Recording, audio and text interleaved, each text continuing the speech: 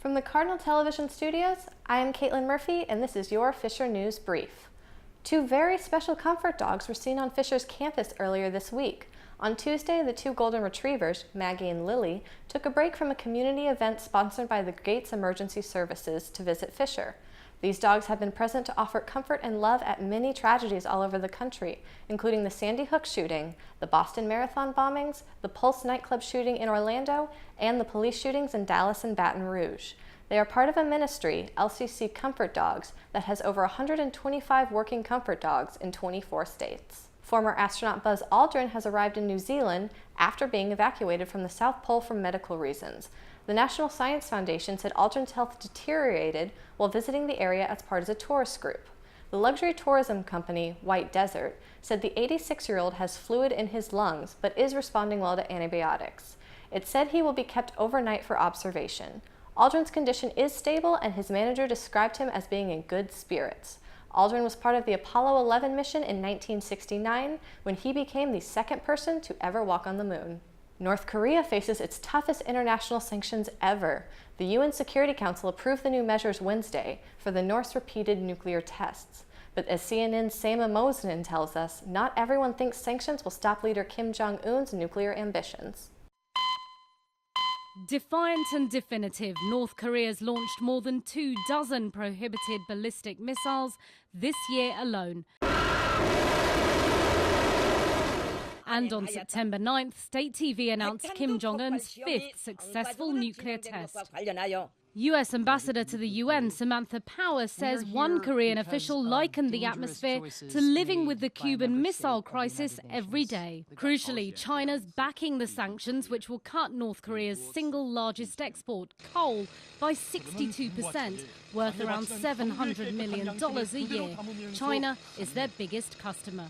But previous round of economic sanctions haven't slowed North Korea's nuclear program. He is not going to cut his missile program and his nuclear program with those hundreds of millions of dollars. He's going to find other places to cut. Sanctions on North Korea, he says, are counterproductive. Although six-party talks have been tried and failed over the years to stop proliferation, it's direct talks with the North Korean leader himself that could make the difference. We don't even know Kim Jong-un. We haven't had high-level diplomatic contact. No head of state has sat in a room with Kim Jong-un. We thought Kim Jong-il was crazy until people started meeting with Kim Jong-il. When high-level people, including the American Secretary of State, sat down with Kim Jong-il, they were shocked because they discovered the guy was not nuts. It's called opening a dialogue. President-elect Trump has in the past said he'd have no problem speaking directly to Kim Jong-un, even suggesting they have hamburgers instead of a state dinner. But he's also said North Korea is China's problem to solve, and he'd pressure them to deal with the regime. We have to start testing him through diplomacy, and then we have to start offering him a better future for his regime and for his country. That's what worked in China. It's what worked in most of Asia.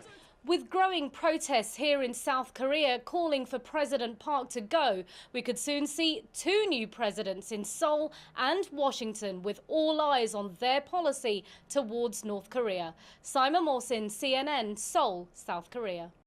December 1st was World AIDS Day, a chance for people to unite in the fight against HIV, show their support for people living with it, and to commemorate people who have died from it. In the United States, injection drug use is responsible for 9% of all new HIV diagnoses. That's a sizable drop from the early 90s, when diagnoses among drug users peaked. The U.S. Centers for Disease Control says needle exchanges have played a role in that huge drop. Kim Hutcherson explains in today's Health Minute. Needle exchanges have contributed to significant drops in new HIV infection rates among African American and Latino drug users, according to research from the CDC. Needle exchanges provide sterile syringes to users who often share needles. 1/3 of all intravenous drug users say they have shared needles in the past year, a dangerous practice that can transmit bloodborne diseases like HIV, hepatitis B, and hepatitis C.